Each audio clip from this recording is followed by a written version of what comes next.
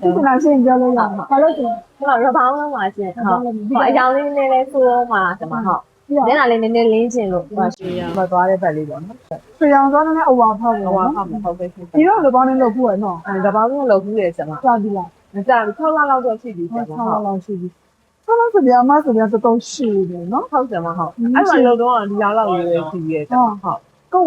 ဝဲလောက်တော့ပြန်ရှိလာတယ်ပေါ့နော်သူကတော်တော်ရှိတယ်ဒီကနေ့အမဆိုများလေလူပေါင်းနဲ့မလုပ်တော့မတက်ရဘူးနော်အယောင်တော့ဒီမှာဆိုဖို့ရနော် တော်တော်ကြာပြီဆရာမအယောင်မဆိုးရတော့တစ်နှစ်ကျော်လောက်ရှိပြီဒါပေမဲ့အဝါခတ်သွားတဲ့ဘက်ပဲစိုးပြတာများရဲ့ရှင်ဆရာမဟုတ် အရင်တော့လည်းအဝါပဲဖောက်ပဲဆိုတော့ဒါပေမဲ့အရင်တော့အဝါနည်းနည်းမိန်နေနော် မိတ်နေဆရာမ ဟို ဟုတ် ကဒီကောင်လာထက်တောက်ချင်တယ် တက်ချင်နေဆရာမနည်းနည်းလောက်မျက်နှာလေးလေးပိုလင်းသွားချင် နည်းနည်းလေးနော် ဟုတ်ဆရာမ ဒီကနေ့အပြောင်းလဲဖြစ်သွားတယ်နော်ချောင်းအညက်တွေပါတော့ညက်ချင်သေးလား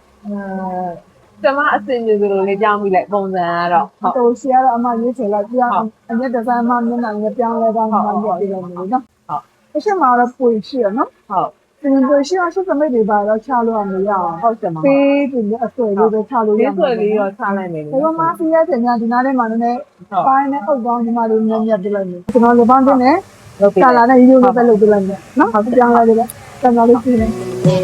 Better go away, go away, go away. Bass on the floor, make you lose control. Better come correct. Bass on the floor, make you lose control. Bring the beat back. Bass on the floor, make you lose control.